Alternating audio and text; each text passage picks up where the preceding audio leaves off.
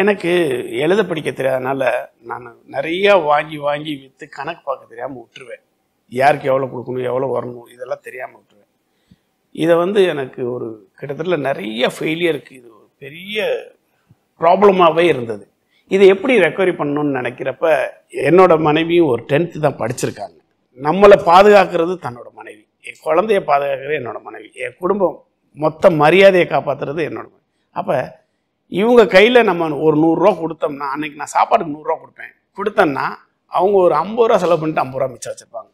200 ரூபாயை கொடுக்குறப்ப 100 ரூபாய் செலவு பண்ணிவிட்டு மீதி 100 ரூபா வச்சுப்பாங்க. இப்படியே நான் கொடுக்க அந்த காசு சேவ் பண்ணி வச்சுட்டு எனக்கு கொடுக்குறப்பெல்லாம் திருப்பி கொடுத்தாங்க. ஏதாவது ஒரு கடை வைக்கணும், ஏதாவது எனக்கு தேவை, ஏதாவது ஒரு எமர்ஜென்சி வருது, அப்போ அவங்களோட சேவிங்ஸ்லேருந்து எடுத்து கொடுப்பாங்க. அப்போ நம்ம இவ்வளோ பிஸ்னஸ் பண்ணுறோம், நம்மள்கிட்ட நம்ம இன்னொருத்தவங்கள்ட்ட சின்ன காசு கொடுக்குறவங்கள்ட்ட போய் திருப்பி வாங்குறோமே, ஏன் அவங்கள இதுக்குள்ளே கொண்டு வரக்கூடாது அப்படின்னு சொல்லி என்னோட மனைவிட்டு நான் என்னோட மைனஸ் இதாக இருக்குது, நீ வா அக்கௌண்ட்ஸ் பாரு அப்படின்னு சொல்லி அக்கௌண்ட்ஸுக்கு வீட்டிலேருந்து ஆள் கொண்டாடுறது தெரியாது. அவங்கள கூட்டிகிட்டு வந்ததுக்கப்புறம் என்னோட லைஃப் டோட்டலாகவே சேஞ்ச் ஆச்சு. அவங்க ஒரு 15 கடை இருக்கிறப்போ உள்ளே வந்தாங்க. உள்ளே வந்துட்டு இன்னைக்கு ஒரு 100 கடைக்கு மேலே கொண்டு போயிருக்கோம் அப்படின்னா அதுக்கெல்லாம் அவங்க ஒரு முக்கியமான காரணம். ஏன்னா அக்கௌண்ட்ஸ் ஃபுல்லாகவே வரவு செலவு 100 ரூபா கூட இருந்துச்சுன்னா கூட அவங்களுக்கு அனுப்பிச்சி விட்ருவாங்க. 10 ரூபா கம்மியாக இருந்தால் கூட கேட்டு வாங்கிடுவாங்க. ஸோ வரவு செலவுங்கிறது 100% தெளிவாக இருக்கிறப்ப அவங்களோட வளர்ச்சி மாற்றம் வேற மாதிரி இருக்கும்.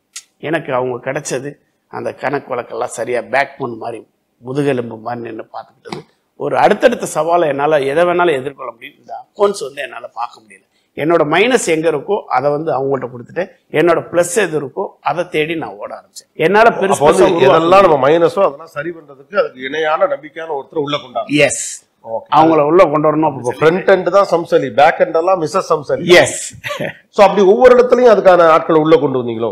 ஆமாம். இப்போ நான் ஒரு விஷயம் பண்ணுறேன் அப்படின்னா, ஒரு புதுசாக ஒரு கடை எடுக்கிறோம் அப்படின்னா அந்த கடைக்கு என்னென்னலாம் தேவை இருக்குது அப்படிங்கிறத முதல்ல ஆரம்பி பண்ணிட்டு எனக்கு பின்னாடி ஒரு டீம் இருக்கும்.